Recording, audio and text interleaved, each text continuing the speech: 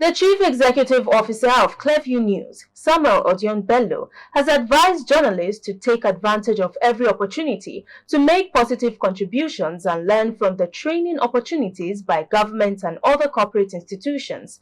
Bello gave the advice during the kickoff of a three-day stakeholders meeting on government accountability reporting in Nasarawa State. Clearview's Imefono Kon has the details. Declaring the workshop open, the CEO of Clearview News Desk, Bello, said the stakeholders meeting is to enable journalists brainstorm on possible areas of producing investigative stories. He also added that one of the effective ways of learning from the workshop is through productive contributions. I want you as much as possible. If you are not qualified to be here, you will not be invited. Because you have been invited, it means you have that qualification. I want you all to display that qualification. Don't look at the person next to you, whether he's more brilliant or he's likely to write faster or better. Make sure you have your contribution properly presented. You are supposed to know something about everything and know everything about something as journalists. So I will expect you to display that here. I have come to learn too.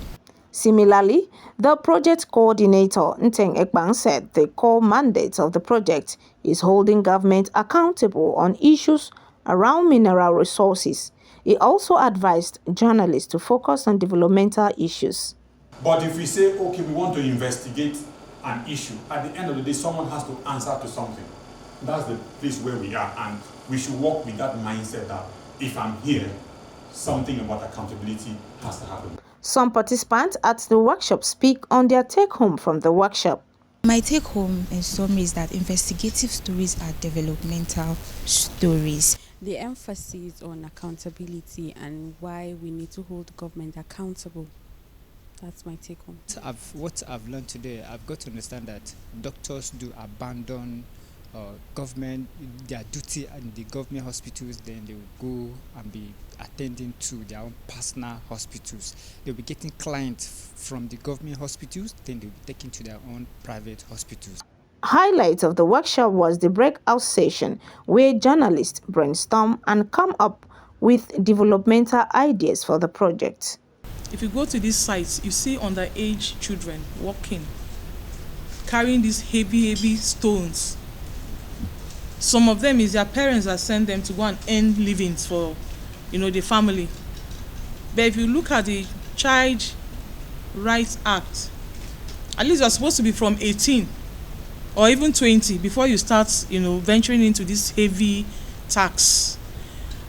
But you see that you go there at times, you see a 9-year-old child, with a full big basin, with these heavy stones in them. You make them, even their growth is challenged. In fact, in recent time, there is an outbreak of people starving innocent citizens. We want to find out whether there is shortage of security personnel to police this area. Virtually all the doctors that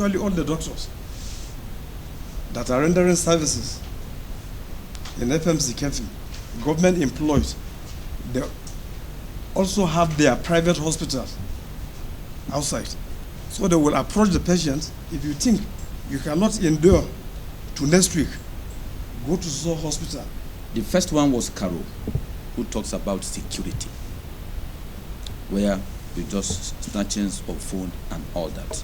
An abandoned project would become a hideout and all that. This is what the Caro person has presented here today. Security and abandoned project. The KFI guy discussed about the healthcare. Insurance, whereby a certain amount of money is supposed to be, certain care is supposed to be given to you who is already embedded is not being given to you. Where the consultant who are supposed to be a doctor will give you a long date, then from there somebody will now come and say go to this hospital as a referral. These are what happen every day. So which means they've abandoned the legitimate work the government has given to them, and they are now wanting to patronize their personal medical care. Part of Clearview News 2023 activities is to produce 10 investigative stories from the 3 local government areas of Karo, Kefi, and Lafia in Nasarawa State. The workshop is a collaborative media project in a continuation of last year's project under the auspices of the Wole Soyinka Center for Investigative Journalism, supported by MacArthur Foundation. Imefonokun reporting for Clearview News.